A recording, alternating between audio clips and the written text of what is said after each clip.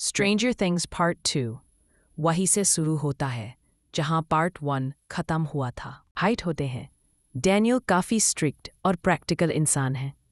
वो कहता है, तुम लोग सोच रहे हो कि अथॉरिटीज़ तुम्हें बचाएंगी, लेकिन सच ये है कि हम सब अपने आप पर हैं।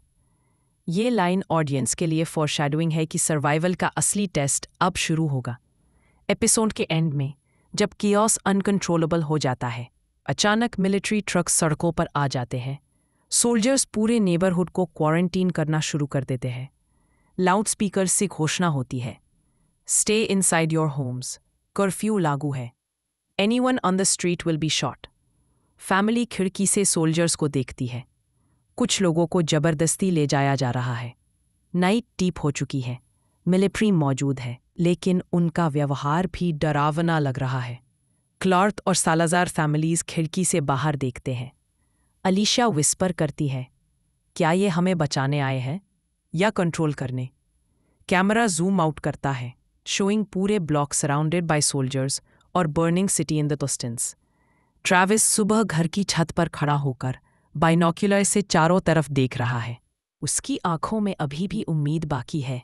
वो अपनी नोटबुक में लिखता है, safe zone secured, military present, situation under control. Travis अब भी मान रहा है कि अथॉरिटीज सब संभाल लेंगी, लेकिन बैकग्राउंड में डिस्टेंट गनशॉट्स उसकी होप को झूठा साबित कर रहे हैं। मैडिसन मिलिट्री पर भरोसा नहीं करती।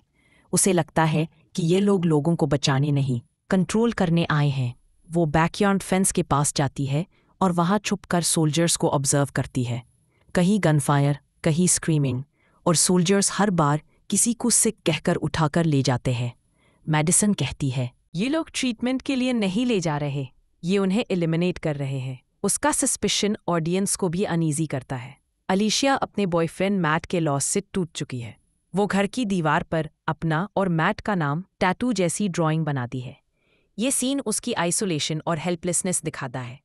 वो चुपचाप सोल्जर्स को देखती है और विस्पर करती है, क्यों सब कुछ हमसे छिन रहा है? क्रिस अपनी छत पर चढ़कर बाइनोक्यूलर्स से बाहर देखता है। वो पेरीमीटर से बाहर एक हाउस में मिरर से लाइट सिग्नल्स देखता है।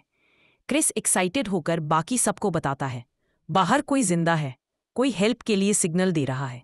ट्रैविस तुरंत उसे इग्नोर करता है। वो कहता है, नहीं क्रिस, ये तुम्हारा इमेजिनेशन है, मिलिट्री सब कंट्रोल में ले रही है। लेकिन क्रिस बार बार इंसिस्ट करता है कि उसने सच में किसी को देखा है। ये सस्पिशन फ्यूचर में बहुत बड़ा रोल प्ले करेगा। डैनियल सलाज़र, बार्बर, अब भी सबसे काम और प्रैक्टिकल इंसान है। वो ट्रैविस से कहता है, तुम्हें मिलिट्री पर भरोसा है, मुझे नहीं। मैंने एल साल्वाडोर में भी यही देखा था। जब सरकार डर जाती है तो वो सबसे पहले अपने ही लोगों को मारती है। डैनियल की बात सुनकर ट्रैविस अनकंफर्टेबल हो जाता है, लेकिन मैडिसन अंदर ही अंदर मान लेती है कि डैनियल सही कह रहा है। मिलिट्री नेबरहुड में चेक्स करती है। वो लोगों के घर सर्च करते हैं। सिक और इंजर्ड लोगों को जबरदस्ती ट्रक्स में भरकर ले जाते हैं।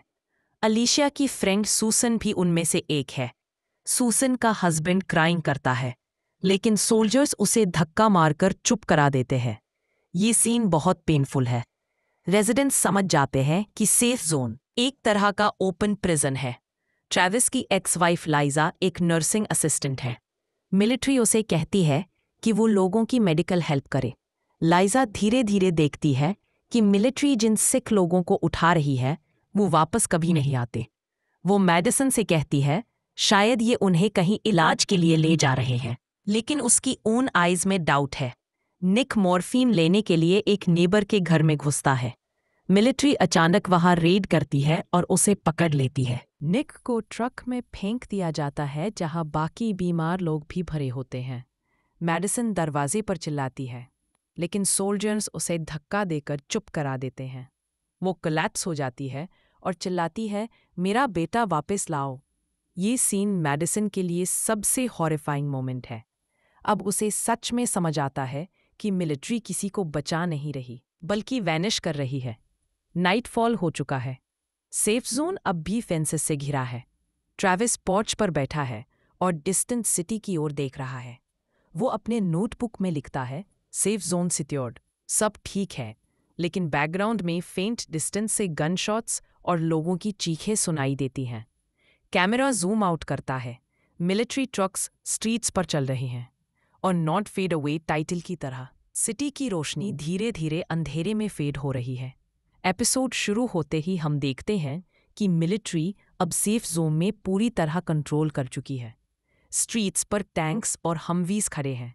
लाउड स्पीकर्स बार बार कहते हैं, stay calm, order is restored. लेकिन हर घर में टेंशन, फेयर और हेल्पलेसनेस फैला हुआ है।